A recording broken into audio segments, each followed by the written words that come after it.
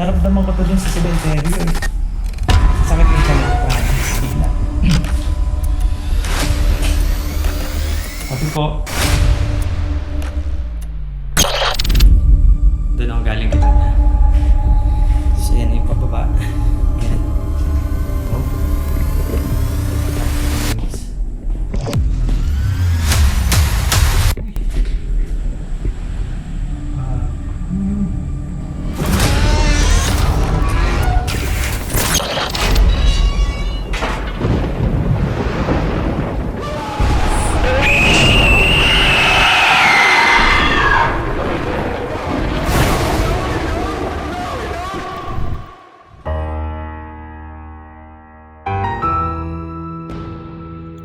Isang eleganteng bahay sa Cavite na mahigit 2 dekada ng abandonado. Ang sabi ng ibang mga pumunta rito ay meron silang kakaibang naramdaman sa lugar.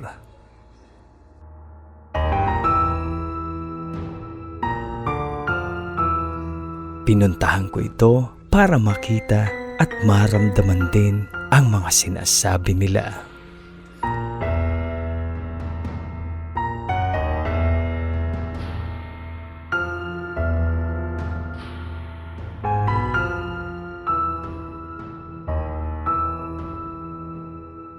Pagdating namin sa lugar ay agad ko itong in-explore at wala akong ideya kung ano o sino ang makikita ko sa loob.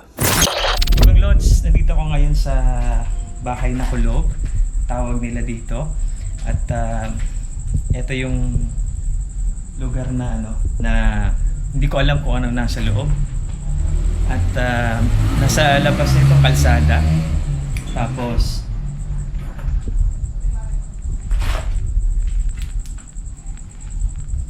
ang kwento dito sa video ni Paolo may parang pinto na nagganon. Hindi ko din alam kung hangin lang yun o ano. Susubukan kong pasukin to. Tara, samahan niyo ako. Let's go. Pagpasok pa lang ay makikita mo na kahit matagal na itong naabandona ay bakas pa rin ang ganda ng pagkakagawa nito. Ito, Tubang Lods yung disenyo ng bahay. Ang ganda oh. Ganda ng disenyo ng ng bahay. Tanyo. Oh. Sobrang makikita mo kung gaano ka-elegante itong bahay na to. Ano siya eh, parang magandang klaseng bahay kung talaga. Kumbaga na-abandon na lang. Ano ba yun? Oh. Yan oh, diba? So, eto. Pasukin muna natin dito. Agad kong pinasok ang isang kwarto. Ito kwarto.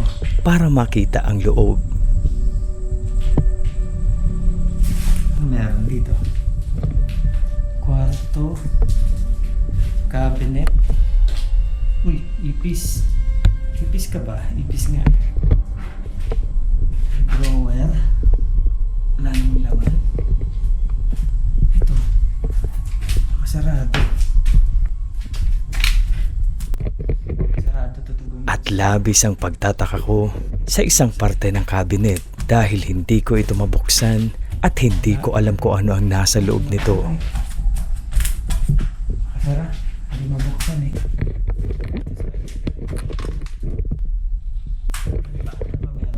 Kung nakikita, parang hindi naman. Kasi may butas dito.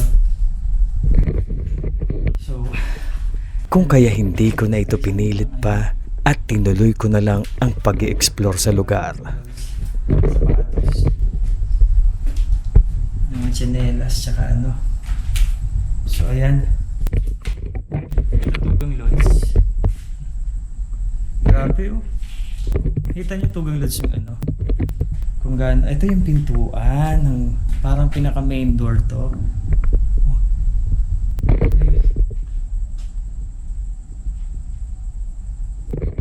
Ayan, sira-sira na oh. Good po yan. Maya-maya ay nakarinig ako ng isang ingay na tila nang gagaling sa itaas ng bahay. Dito muna ako. Dito muna ako sa kita natin. Parang to? Uy. Ano yun?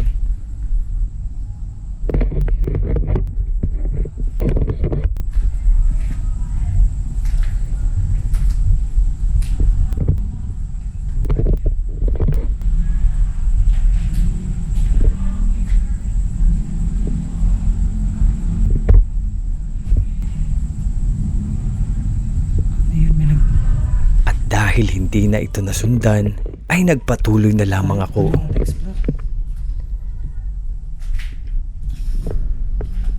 Ito yung ano, parang mga cabinet ng kitchen to eh.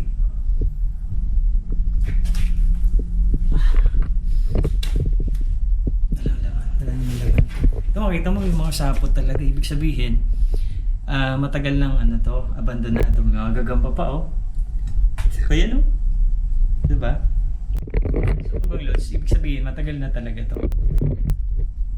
Matagal na talaga tong abandonado. At maya-maya ay ito ang sumunod na Hindi ko nangyari. lang alam kung anong nangyari dito sa bahay na to. Basta abandonado to. At ang kwento sa mga nag-vlog dito, may mga naramdaman sila.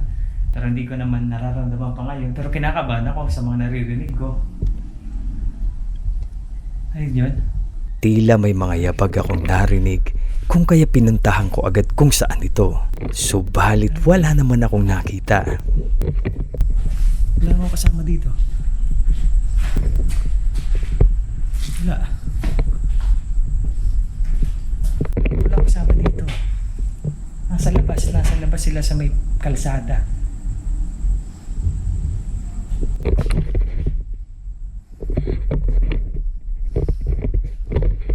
Hanip na yan. Ito na lang, tuloy natin exploration. Uy. Talaga.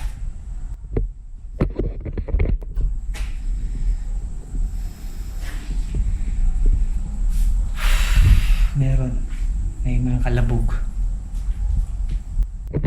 Tuloy natin exploration natin. Ito. Ito na to. Kwarto. Sira-sira na din. Kwarto siya. Ito mga sapot dito.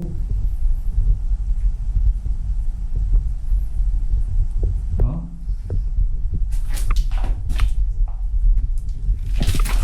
Buksan natin. Wala naman sa loob. Ayan. Ako.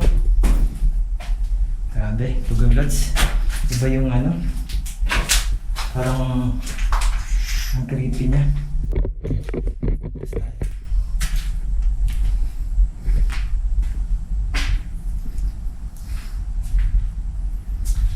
Dito, CR to. CR. Yung visual na nasa CR siya. Yan. Wala naman. So, ang gagawin ko muna, may pintuan pa dito. Dito ay nagdesisyon akong puntahan ang likod ng bahay para tingnan kung ano ang meron doon. Ano to? Ito. Uy, grabe na din, no? Diba? Oh? Kung iisipin, napakaganda ng bahay na to. Naabandon na lang talaga. At hindi ko din alam kung anong dahilan kung bakit naabandon na. So, ayan ang likod ko, Tugong Lods. Nakikita nyo. Ayan. Ayan, o. Ito tayo.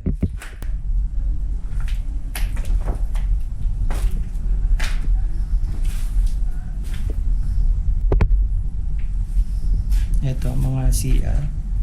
CR to. Uy, kala ko ahas. Uy, sira-sira na to ah. Ano to? Meron dito? Wala din. Ano din talaga Tugong Lods? Sira-sira na talaga. Pero ang ganda ng bahay na. Diba? Oh. Ito yung pinasok ko. Yung sa loob. Ito yung labas. Dito. Yung likod ko. Tugong Lods. Kita nyo yan. So ito. Ano to? Tukan. Dito ay tumambad sa akin ang mga bubong na bumagsak na sa kalumaan. Alam ko anong mga naandun. Baka mga ahas na yun. Puro na ito kalawang, kung kaya hindi ko na ito tinawid at bumalik na lamang ako sa loob para akyatin ang second floor. Diyos ko Lord, yan pag tumama yan sa'yo. Oh, mahirap na. Puro ano siya tayo. So ito. Ito yung kwarto pinasok ko na din yun. And then ito yung pinto kanina. Umikot lang ako parang ganun. Sira na yung ano. May ano ba meron dyan? So ito. Expect to be lodge. Yan yung hagdan. Ito yung paakyat. Ito yung paakyat. Yan. Diba? Pero bago natin akyatin yun, ito muna silipin natin. Meron pang ano eh. Parang ano din ah. Mga ganito parang pwesto lang. So ayan nga. Ito na this time akyatin na natin to. Ayan.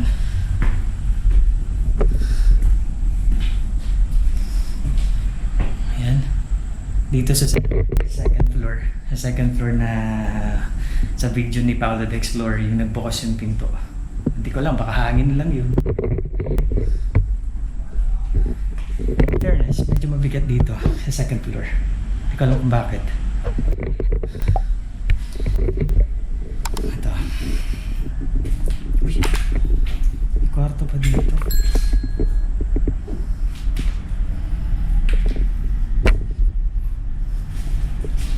Buksan ko tong pinto, baka magdalo. Yan o. So ito, Tugang Lodge, sa second floor, makikita yung isang kwarto na malaki sa second floor. Tapos meron pang CR siguro. Ayan. CR or ano. So ayan, silipin natin. Tama dyan, sabi ni Dax. Ayan.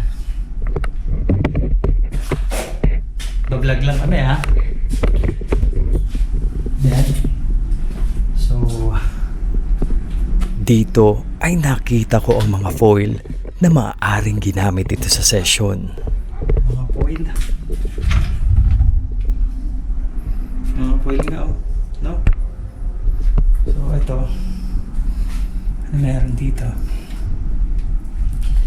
Uy, ano yan? Hindi ko din alam kung ano yan eh. Pero ito. Parang mga cabinet din ito. Lang napakakan to. Lalo mo siguro no. Yan. Yung mga kita natin, yung mga design niya na yung sa mga ano, mga cabinet. Yung sa horror yung nagbubukas, tapos meron sa loob. Ganito yun eh, di ba? Ito yung design nyo. Makikita nyo ito. Ayan, ito na yung design nyo. Yung design nyo ng hawakan. Oh, ibig sabihin, maano talaga, magandang klase. Kung baga, hindi ko lang sure itong kahoy kung magandang klase. Pero yung hawakan sigurado ako magandang klase. Maayos talaga. Yung di mo mabibili sa ano. Meron siguro sa hardware, di ko lang alam. Pero ayan. So ito CR. Ayan, napasok ko na pala kanina. So ito yung kwartong malaki dito sa second floor. So, tingnan nyo ulit Tugang Lodge. Ayan. Tapos dito. Eto, dito ko nakita yung pintuan na nagsara. Okay. Wala naman.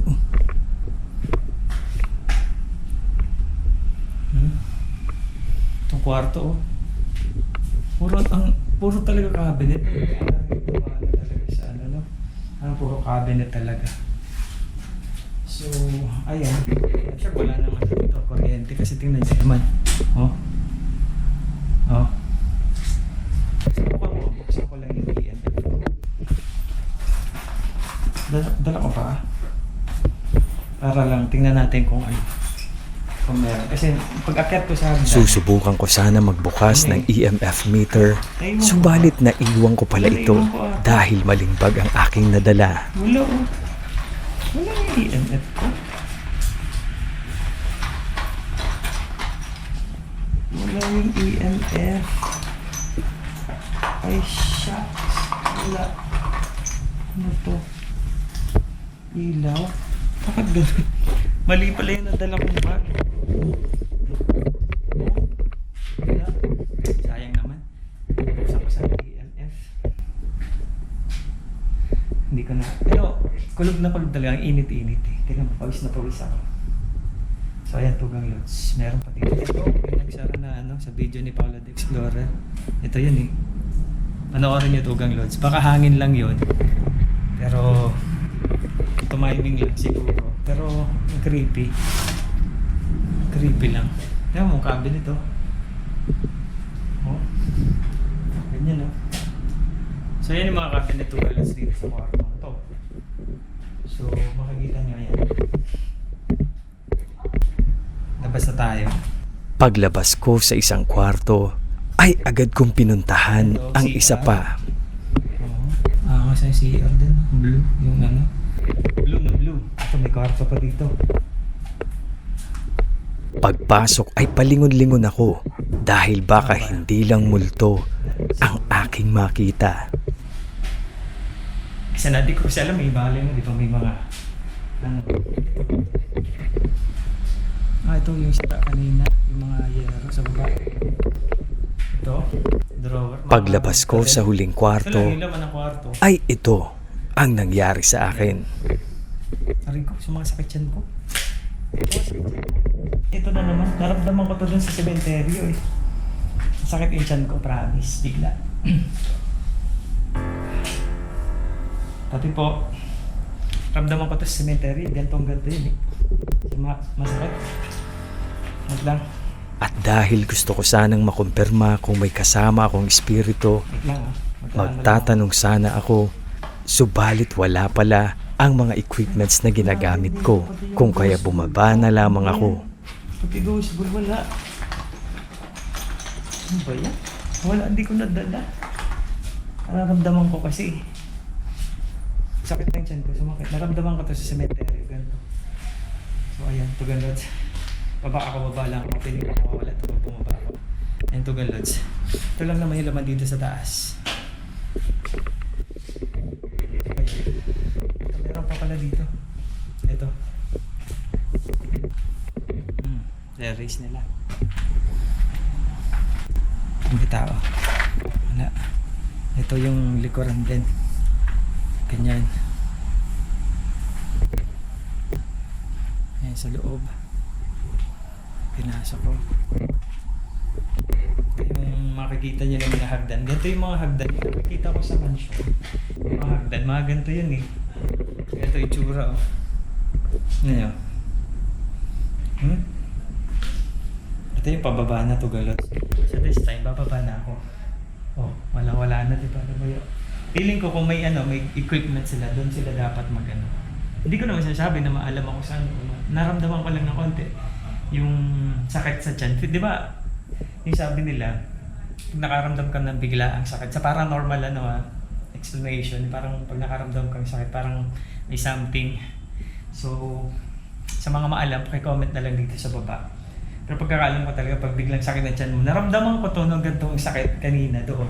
Yung doon sa vlog ko sa sementeryo, sa lumang sementeryo sa Burol, nasa YouTube channel ko din. Kaya ako bumaba doon kasi nakaano yung mga kalansay, sa sako, yung mga buto ng namatay. Pagbaba ko ng hagdan, Ayan yan, Tugang ay Lods. nagulat ako dahil bigla na lang Kanina. So yan yung pababa. Yan. Oh. Patay Tugang Lods.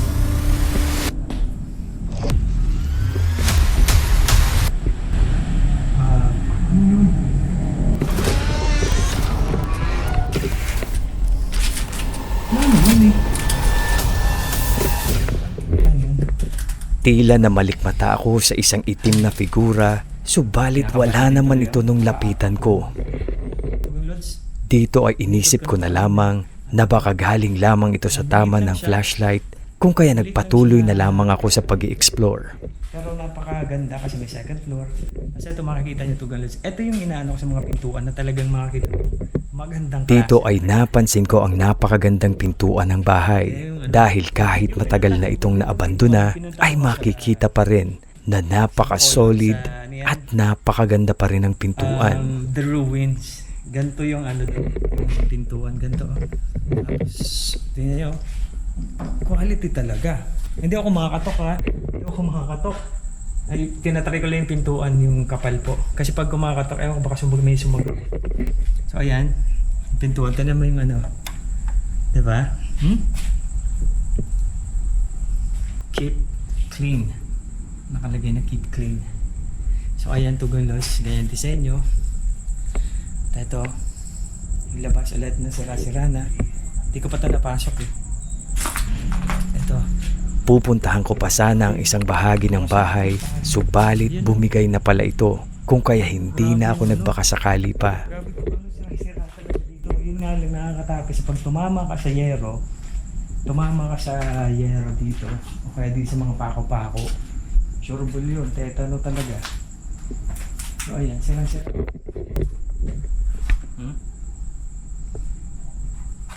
Oh?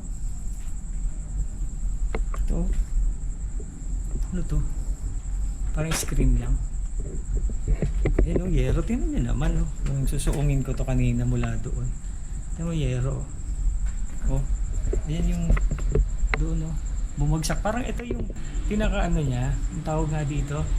Ayan Tugon Lods yung tinatawag na parang bubong dito. Tas ewan kong garahe or something. Kasi ganyan o. Bumagsak yung ano. Bumagsak yung mga yero. Ayan Tugon Lods. Nakakita nyo. Ayan o. So yung bubong At dito ay tinapos ko na ang aking vlog. Wala na, abandonado. So ayan ang nangyari. So Tugon Lods, salamat sa panonood mo dito sa vlog ko na to. Maiksi man, pero at least umabot ka dito sa dulo at napanood mo to. At kung napanood mo ng buo to, sobrang salamat sa suporta sa oras na ginugol mo sa panonood ng video. Thank you guys. And sana okay lang lahat ng mga ano. Kasi dahil mga negative na nangyayari. So, if ever kung meron kayong nararamdaman na gano'n, ano nyo na lang sa taas. Tugon Lods. So, maraming salamat sa mga nanood nitong video ko na to. At, ano yun? Sana i-enjoy nyo lang ang panonood ng mga ganito kung mahilig kayo, di ba? Suporta sa mga nagko-content na ganito. So, thank you so much. Maraming salamat. Thank you so much. Maraming salamat. Palabas ako, Tugon Lods. So, eto na nga. Thank you guys. At, dito ako nag-entertain kanina. Dito din ako extra. Maraming salamat guys. Tugon Lods. Suporta lang. Subscribe nyo si Palad Explorer. Siyempre sina Adventure Duck, sina Balbaliw, sina Lucas Vlog. Siyempre suporta lang sa amin. Please, salamat Tugon Lods. At siyempre, appear. Thank you guys. Appear.